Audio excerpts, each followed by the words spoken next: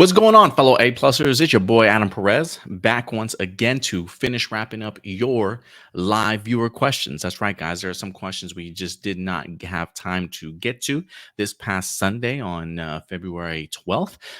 So we're going to be finishing off your guys' live viewer questions in this recorded video and hopefully dropping it for you guys on Tuesday. So first and foremost, before we continue, I hope everybody certainly enjoyed our special guests as we wind up collaborating with Scene and Nerd. Had the opportunity to sit down with Will Polk along with Sarah Belmont from Scene and Nerd. And I personally had a really good time with them yesterday. I love being able to pick other people's brains, see how other people decipher and break down some of the topics that we're certainly talking about and things like that. So always fantastic to have other points of view on the channel. And they seem like good peeps to me, man. So hopefully we get the chance to collaborate in the future a little bit more. But if you have not seen our collaboration, go ahead and check out our latest episode of A Plus Hero Report from February 12th. I don't think you'll be disappointed. With that out of the way, guys, let's start diving into some of your live viewer questions. If you're new to the channel, this is your first time coming across maybe one of our videos or watching a separate live viewer question video. If you would like to know how to go about dropping or commenting, if you will, a post to our channel, relatively simple for the most part. Just simply go over to our main YouTube page.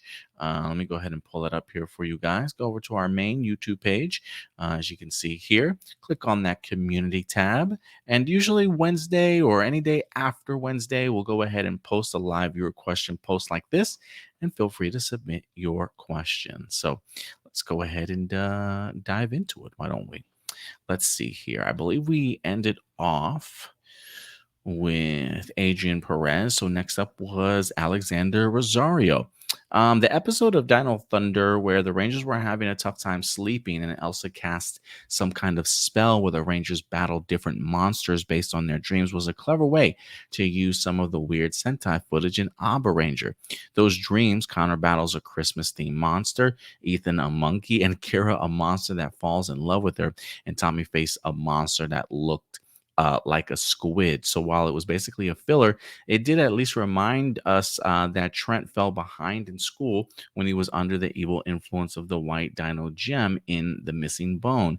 This episode as a whole felt realistic and showed that the Rangers did have lives outside of their Rangers, and we actually saw them at their homes. What I wish was done differently when it came to Tommy's dreams was instead of him fighting a random monster, it would have been really cool if he was dreaming of when he was the evil Green Ranger and wrecked the command center, as well as when he was brainwashed in the Zeo episode King for a Day. I think seeing those old footage again would show that Tommy always had those nightmares of when he turned to the dark side. This is also would have been a great follow-up to Fighting Spirit. What were some of your favorite character-focused episodes in Dino Thunder or even MMPR? Oh gosh, it's been so long since I've watched both of these seasons to have a particular favorite character focused episode. You know, I was always a big fan of Tommy's return in Dino Thunder. You know, I think the idea of them going through the history of Power Rangers. I was always a big fan of the Tommy episode where he's fighting with his dreams, if you will. So that for me, that was definitely always one of my favorites out of Dino Thunder. As far as like for MMPR, off the top of my head, I can't recall. I do remember some great focused episodes on Adam and um um Adam and Tanya. I always like those two together as a duo in an episode. I think one of the recent episodes I did revisit, I think Tanya had a boyfriend or something like that, or she went out, I think, for the baseball team. So that was a pretty good one, getting an opportunity to see her stand up for herself. But I was a big fan of Billy and Trini focused episodes along with Adam and Tanya. So I always really appreciated those. But other than that, I can't really think of like specific character focused episodes off the top of my head, Alexander.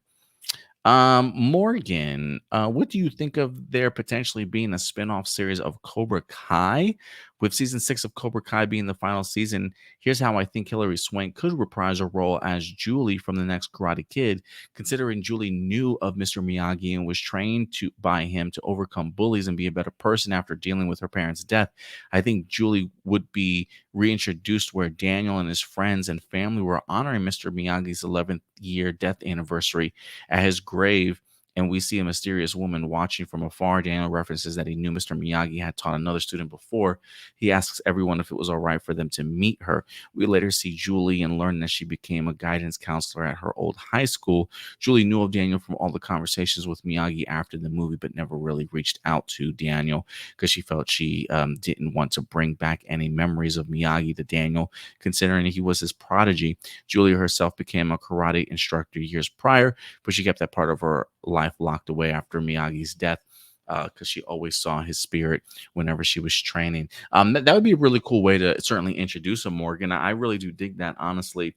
I can't remember if we talked about that one time, or maybe it wasn't even Cobra Kai. The idea of maybe them accidentally meeting up at, I think we did talk about that with Stuart, maybe not this past week, but the previous week, the idea of hoping that Hillary Swank would certainly return. And I think we used the idea of meeting each other at the cemetery by accident, perhaps, would be a really great way to go ahead and do that. And it seems as though you probably have the same idea also there, Morgan. So great minds think alike. So I'm glad that we're certainly on that same pattern. But hopefully she returns in the sixth season. I truly want her to. The idea, like, I think she would be really great for the Peyton, was it Peyton List, the Peyton character?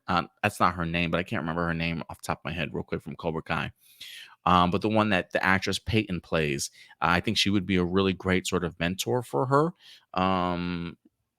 So I think that would be a really great opportunity. As far as like potential spin-off series of Cobra Kai, I don't want to say I don't know where they would go from here. There are maybe a handful of people I can see that maybe continuing their story. Again, I'm terrible with names. The black kid from the Cobra Kai dojo who was being bullied by Daniel's son, and now he sort of became the bully. He's actually a pretty fascinating character to me. I honestly would not mind maybe following a spinoff of his. And outside of that, maybe just the daughter and son of Daniel. Um, Maybe those two, but that's really all I could think of. Maybe they've got a movie in mind after they wrap up the series, but I just don't want to feel like they're really milking this franchise and just pushing this forward when there's really no compelling stories to certainly be told. So unless they've got some really strong characters that fans absolutely want to see more of and have a really good story to tell for that character or so, then yeah, maybe pull the trigger. But if nobody's asking for a spin-off series and you don't feel like you've got enough strong supporting characters that could really lead a series on their own, just don't bother. You know what I mean? But so we'll see. We'll see. I'd rather them just finish it off, maybe give us a movie, and that's it. Roberto, you are asked to write a two-part episode for a hypothetical 2024 Power Rangers special. And if the main Rangers is out of commission, similar to the Once Rangers, so the Morphin Masters bring back five past Rangers to take their place. Which Rangers would you choose and why? Um,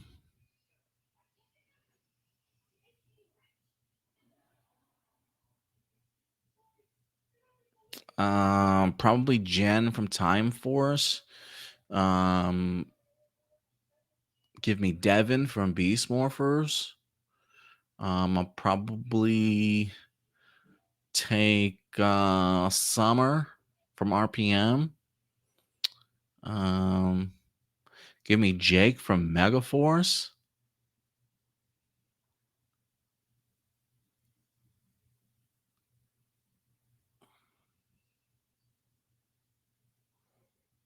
Mm, mm, mm, mm. Give me Danny. I'll take Danny from Wild Force.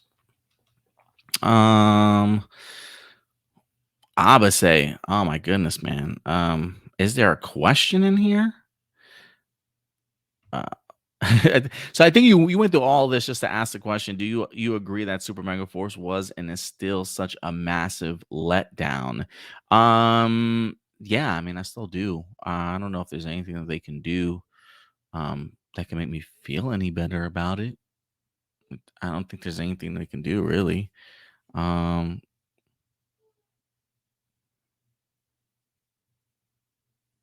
is that the question? I mean, it looks like you went through all of that. Um, Even when the Rangers did transform into Power Rangers that we all know and love, they were Sentai footage instead of the original footage, and we only saw them for a few seconds. Power Rangers Turbo transformation that they used, you see Noah as Justin riding on the bike, which was very bizarre. Anyways, this is why it's still hated as one. I mean, look, you don't gotta justify to me why Super Mega Force is still hated. I still can't stand the season, let alone the the end of it. So the legendary battle, I should say. Um, Gabriel Glasgow, my thoughts on a Logan movie from 2017. To this day, I never thought that I would love an X-Men film as much as I love Logan. This movie was a masterpiece from beginning to end. Hugh Jackman as Logan Wolverine delivered an amazing performance in this last installment. As an iconic character. The same goes for Patrick Stewart as Professor X. Since I first saw the movie when it came out in theaters, I cried a lot when both these characters died. In 2 hours, I felt connected to Logan and his journey to return his clone daughter to Canada. I remember my girlfriend looked at me and was like, "Babe, I've never seen you cry like this during a movie before." Nice. This is not a traditional superhero movie, and this is why I love it so much. It showed a side of the character we know and love that we never seen before. I was relieved that this movie even got an R rating, so I thought it was appropriate for the character of Wolverine.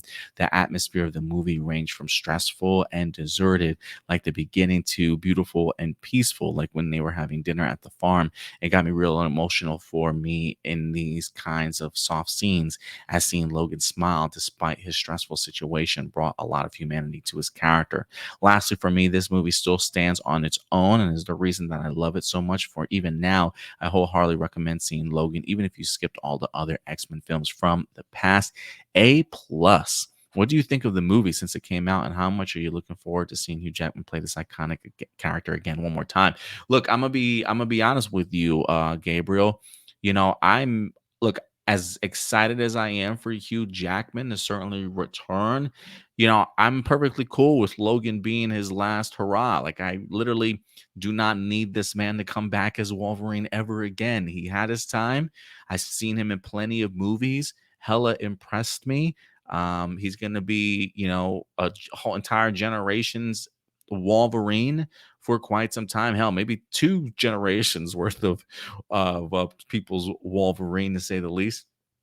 So I really didn't even need him to come back for Deadpool 3. Is it cool? Am I excited for it? Absolutely.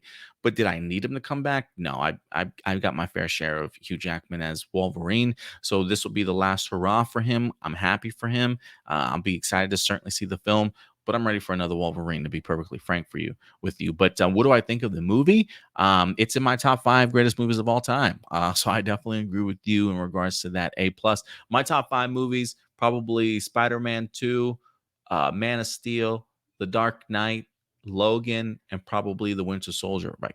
The Captain America movie. That might change in time, but I feel like at least I probably have at least four that are always in my top five, or at least still remaining in my top five. But yeah, so I really enjoyed it.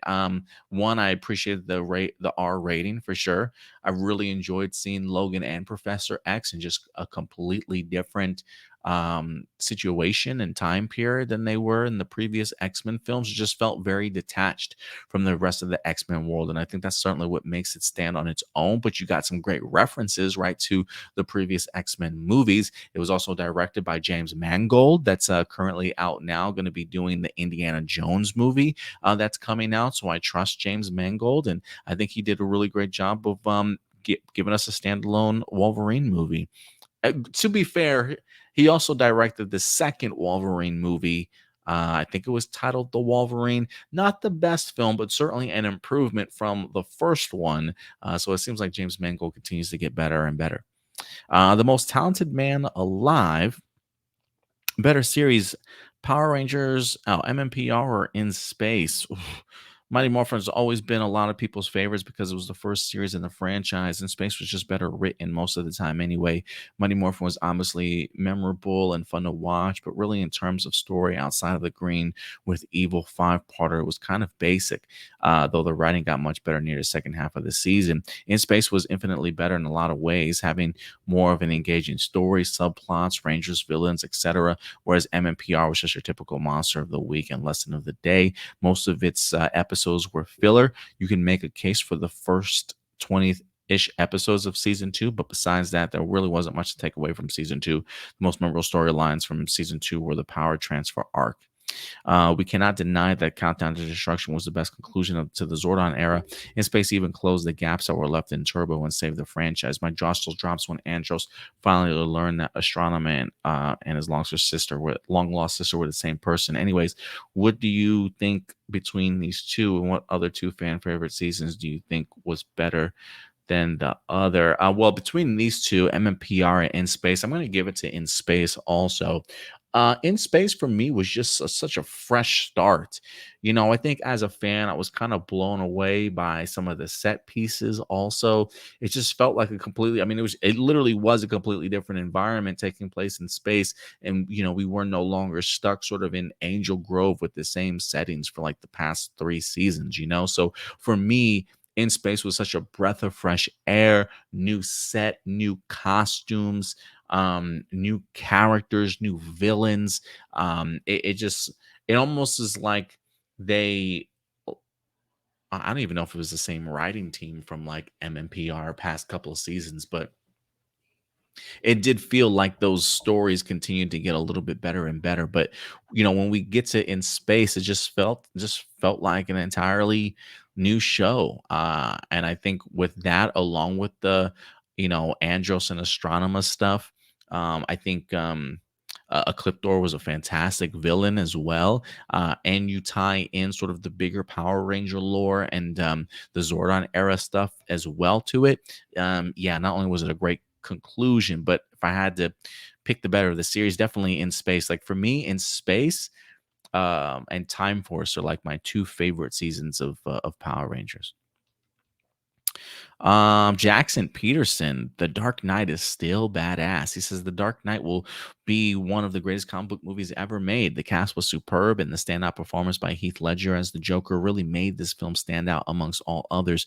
It drew the perfect line between heroism and the villain, as well as having an excellent lesson tied in within its plot. It had a great action sequence and ultimately was a story about Batman being pushed to his limits to the point where he would be considered neither hero nor villain. It lived up to the expectations it had upon its release and probably even well exceeded them. Still an amazing film to watch, and guaranteed 90% of people will be blown out of their seats while watching the ultimate thrill ride about the battle between good and evil. Question: If Heath Ledger was still alive, how do you think the Dark Knight Rises would have been instead of Tom Hardy as the villain Bane? And do you think it would have been even better than The Dark Knight and even still be one of the best Batman films, including if the 2019 Joker film was still made as well as the Batman? Um, if Heath Ledger was still alive, how do you think The Dark Knight Rises would have been instead of Tom?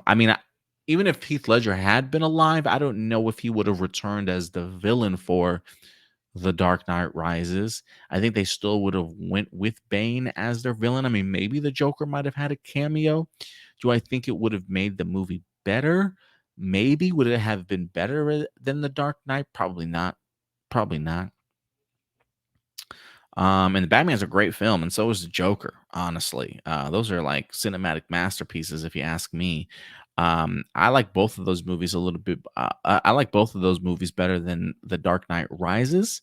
I still have The Dark Knight maybe in front of both of them. Honestly, um, I think the Batman is like the perfect Batman movie, but I think The Dark Knight is a better movie, if that makes any sense. Like, I think if you were to take the general public and sit them in a seat and it was like, here's the movie. I just think The Dark Knight is more appealing to general audiences that may not be as in love or engrossed in sort of the Batman mythology as some of the fans might be, because I think it does provide for being able to kind of come into a franchise not necessarily needing to have known or know some of the big backstory. You know what I mean? So for me, I think The Dark Knight is a more globally appealing film than the Batman is. Maybe some of you guys might disagree, and that's certainly more than fine. But I think Heath Ledger just did an incredible job. And again, I just named it as part of one of my top 5 films of all time when it comes to comic book movies. So yeah, definitely. BJ Thompson, what's up, BJ? I'm not sure if you were asked this before. With there being an Aquaman 2 film as well as the Flash movie and one other that is about to be about after an insect, Blue Beetle. Is there a point to watching those films, even though James Gunn is recreating the entire DC universe from scratch? Don't forget Shazam. We also got Shazam coming also. Um, Look, I think all these movies are certainly worth watching. I will say this, outside of The Flash, if there's any other movie on here that I think definitely should be watched, is probably Blue Beetle. I say that before because one, it is completely disconnected. Well, according to James Gunn, he's seen the film and he's mentioned that it doesn't really connect to anything to the previous DCEU. It feels very much like its own standalone movie. So he references it as a character that can still stand in his DCU. So I expect to see more of Blue Beetle based off of the success of this film. So if the film is a success, we probably will get more. So I would definitely recommend checking out Blue Beetle. And I think I might even have posed this question on an episode of Hero Report. And I think Marcelino or somebody kind of corrected me, like, yeah, you probably should check out these films. And I think he's right because look, while I do think that the Flash movie will certainly change some things, I think it's also important to understand that James Gunn has mentioned some things will be reset, some things won't, right? And I think he means that when he says some actors will remain the same, some actors won't. So, I do think that while maybe some of the events that happen in, say, Shazam or Aquaman 2 may not necessarily carry over to have big impact in the DCU, I think some of these characters might pop up again in the DCU, right? Jason Momoa has always eyed a trilogy for Aquaman, so I expect a third Aquaman film. Um, who knows what's going to happen with Shazam? I think if Shazam 2 does well at the box office, maybe they keep Zachary Levi on to reprise his role. So I do think all these movies are certainly worth seeing, despite some of the big changes that are definitely coming. Some of these stories may tackle leftover plots from the DCEU. And so I think all of that still remains important because, again, it's not like James Gunn is completely starting from scratch. There is an established universe here in the DCEU that he's utilizing to launch into sort of a different direction where some things will have changed and some things will certainly remain the same. So I think from a storyline point of view, it's certainly worth checking out. And if you're fans of Zachary Levi, if you're fans of Jason Momoa, if you're fans of James Wan or anybody in these movies, I would definitely recommend supporting just the cast and the crew for all the incredible hard work that they've invested in. Regardless if you've been pleased with the DC stuff or not, if you're a fan of these characters, I definitely recommend checking them out, regardless of what James Gunn certainly has planned for the future. So yeah, BJ, if you've got the time, definitely go ahead and check it out. Doomsday and Super Mega Force's first episode where Ghostface was handling the Rangers their new Ranger keys. What do you think Ghostface's explanation would have been for Jake's sudden change from black to green if they weren't interrupted? Probably be like, bro, don't worry about it.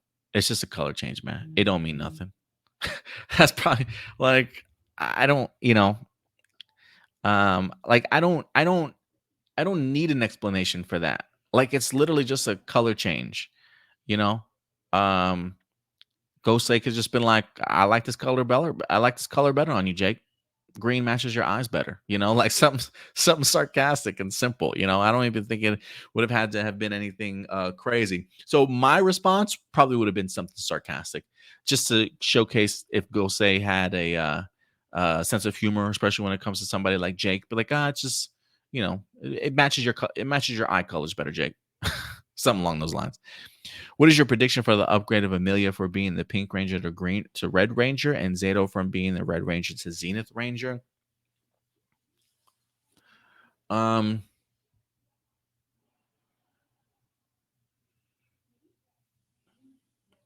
Maybe Zato's just proven himself to be a fantastic leader.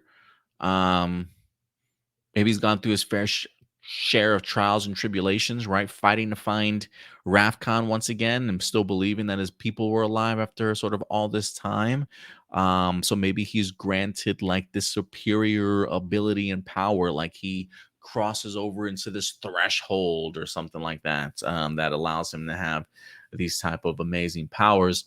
And maybe it's just the idea like, well, now that we don't have a Red Ranger anymore, and yet Red Rangers are always significant on a Power Rangers team, maybe the Morphing Masters or whoever, grants them these new powers or abilities. Maybe they're just impressed with William Millia's being capable of and fighting through to find the truth about who she really is, type of thing. And maybe that alone is enough for her to get Red Ranger status. Maybe that would be my prediction. Francois, bonjour, my friend. For Power Rangers Cosmic Fury, we know that Zeta will now be the Zenith Ranger. Do you think that after the 10th episode, Zeta will either have a happy ending by staying on Earth with the team, or he'll go back to the morphing grid since he's now technically a ghost? Yeah, see, I mean, if he's like a ghost now, I think the idea of zenith power is like, again, the idea of crossing over into this threshold, right? Like you've unlocked a new achievement. So maybe that's what it is for him, now that he's sort of a ghost. We know that at the end of Dino Fury, the Morphin Masters resurrected him, and Zato told the team that Lord had told the team that Lord Zed had escaped from his crystal ball thingy. I think it would be cool if Zato was a ghost or a spirit and really was brought back to regroup the team, just like Kendrix in Lost Galaxy. She was resurrected at the end of the first series when the Quasar Sabers were put back into stone, as well as Steel being brought back to life as human. Yeah, we definitely seen it before, right? The morphing grid works in mysterious ways. Not so mysterious anymore, because it seems like it's all been the morphing masters this whole entire time. But yeah, it could certainly be along those lines. I'd be fine with it. Good old Jack Daniels, because it is 5 o'clock. So actually, you know what? I'll leave that question for last, Jack. Let me jump. Oh my goodness. Yeah, since it's not a Power Ranger question, Jack, I'm gonna leave your question for last, and I'm gonna tackle Power Rangers Legacy. Um, Bully for Ethan was one of my favorite standalone episodes. Did I do a Power Rangers Legacy question already? I guess not. Maybe I'm tripping. Yeah, I must be tripping today, y'all. You sure I did? I'm thinking of Alexander Rosario, I think. Yeah. For me, mine was episode Bully. What are some of your favorite standalone episodes of Power Rangers, or at least connected to the overall story arc of the series? I feel like I just answered that question for Dino Thunder, and yeah, I feel like I just answered that question. If anything, guys, I would always recommend too, like before you even leave a question, if there are other questions that people have dropped, maybe scan over other people's questions so we don't have necessarily repeat questions. I don't think it happens all the time, but from time to time, it certainly might. But you are talking about the idea of standalone episodes. What were some of your favorite standalone episodes in Power Rangers that at least had connection to the overall story of the series and characters? From Beast Morphers, I really liked any sort of Devin and Mayor centric episodes. I was always a really big fan of that, to kind of see that father son relationship. And I did feel like it connected to the overall story of the series, especially in the end of season one finale for Beast Morphers, when Devin had to literally save his dad. Was that the end of season one or season two? I can't remember. But upon his dad finding out who he is, going to the dimension to go ahead and save his dad. I was always a really big fan of that. So give me the Devin and Beast Morphers storyline there, Power Ranger Legacy. Yeah, Ethan's a great character too, man. From Dino Thunder, big fan of his. And last but not least, Jack Daniels.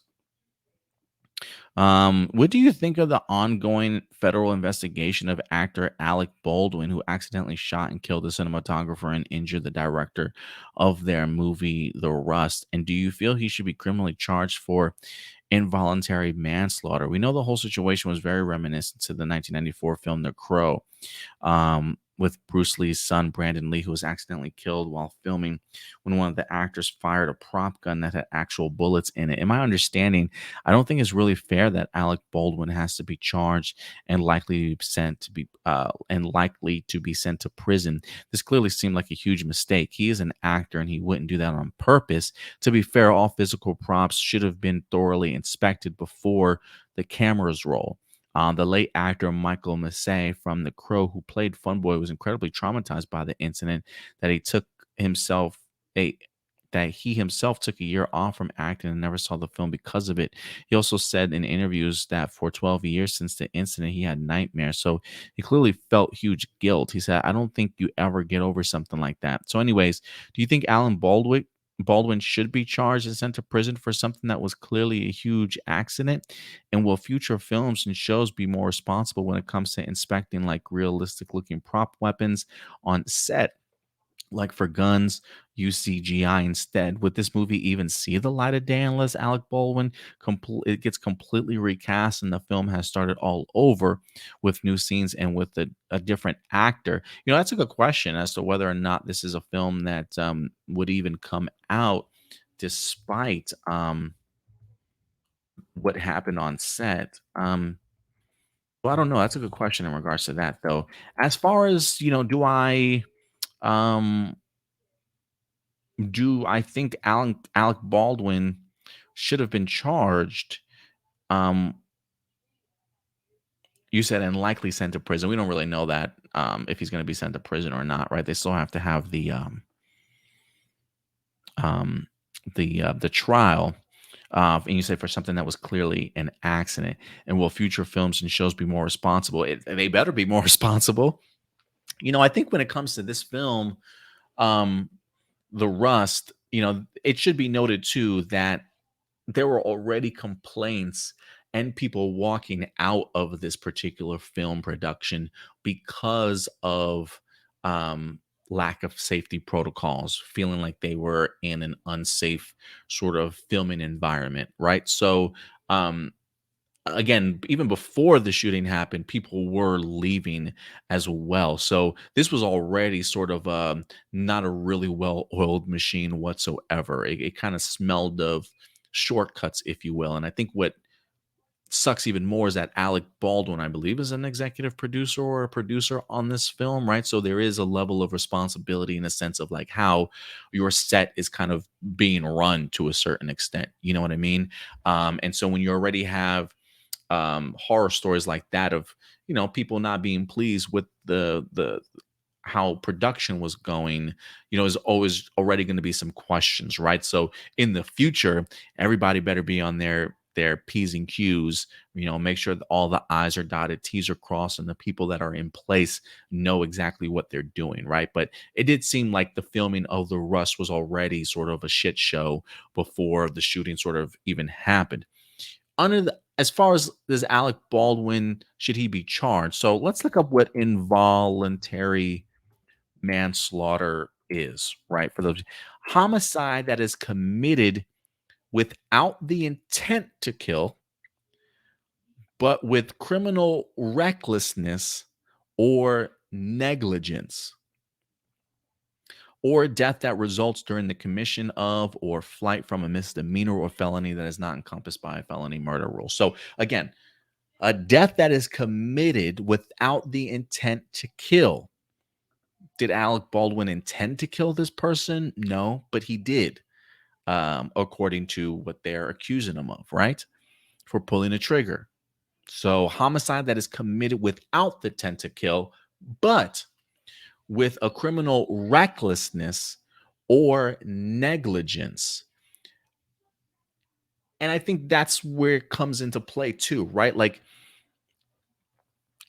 there are clearly supposed to be things in place to prevent what happened from happening, right? So look, I don't know if this is true or not, but I've heard several stories from other actors that if they're handed a gun, they're supposed to check it also. Or the person that handles the weaponry, the weapons master, or whatever they call them, is supposed to come over to the actor, show them the gun, that it's clear how to properly use it, whatever the case may be, and hands it to the actor directly so that they're fully aware of what's going on. So it's supposed to go through at least two or three pair of hands, or maybe just directly from the weaponry person to the actor, and really not much of anybody else. I mean, maybe from the weaponry to the producer to the actor themselves that's portraying here.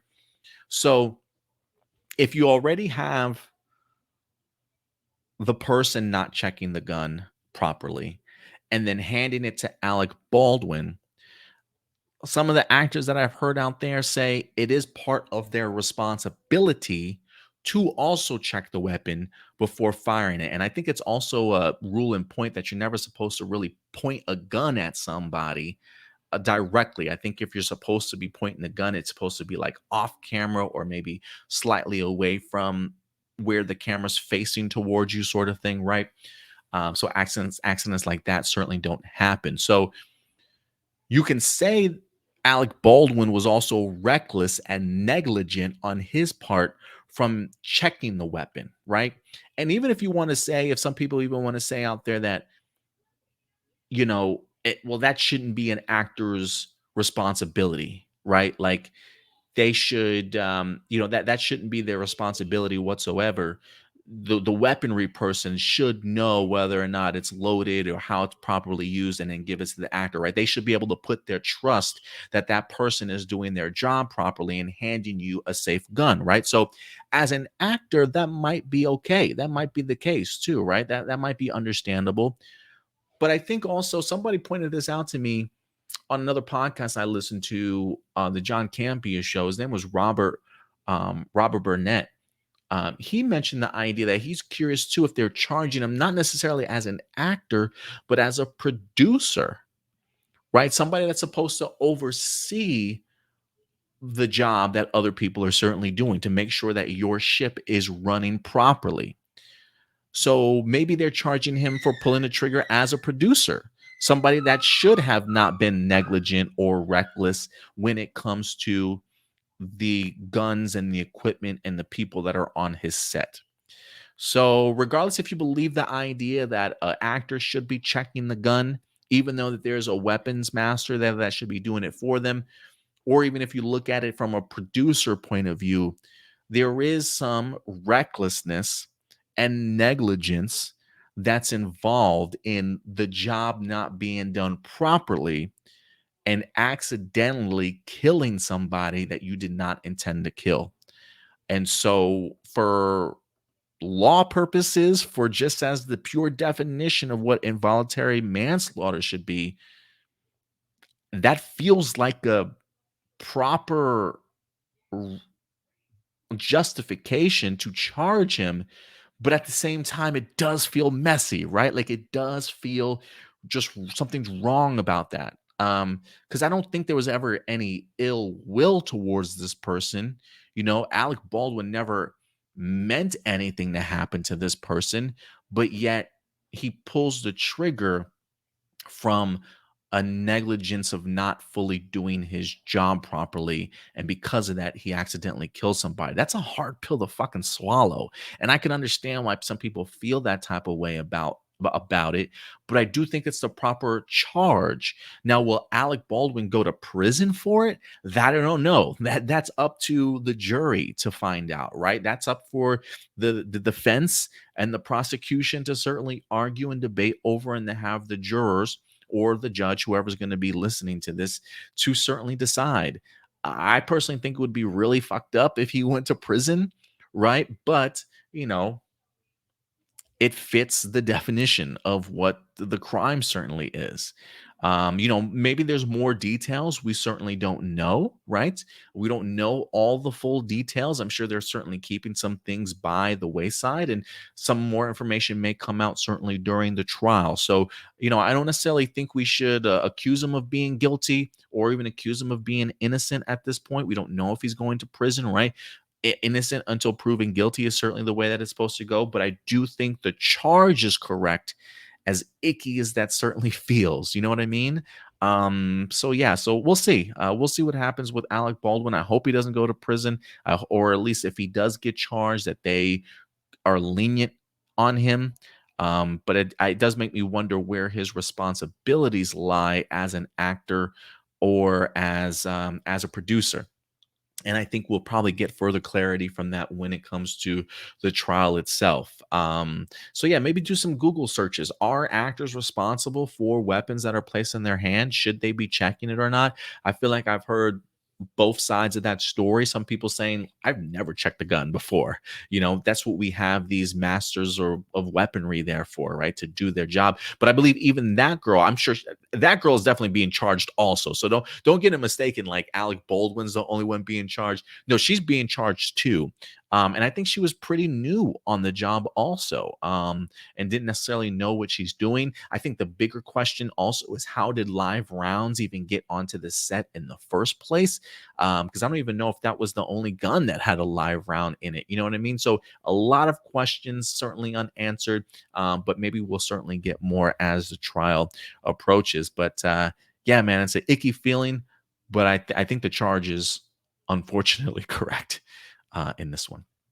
But yeah, guys, I think other than that, that's going to do it for all of our live viewer questions today. So thank you so much, guys, for certainly coming through today, and getting to the bottom of all your questions. But look, we certainly will be back next weekend, guys. I'm going to continue to try and aim for 12 p.m. Central Time. It's been a little bit more hectic around here, trying to balance out everybody's schedule and stuff. Somebody to watch Little Man while I do my show for 3 hours, since the girlfriend is working on the weekends. So we'll see, whether or not we continue to do the show on Sundays, or if we have to move to another day during the week or weekend, but we'll definitely keep you posted. But in the meantime, you can definitely follow us every Sunday live at 12 p.m. Central Time here on our YouTube page, A Plus Hero Report. If you haven't subscribed, hit that subscribe button, guys, along with that bell notification and that like button. It definitely does go a long way. But until next time, do me a big favor, guys. Take care of yourselves, take care of each other, and keep it A plus. I'll talk to you later. Bye.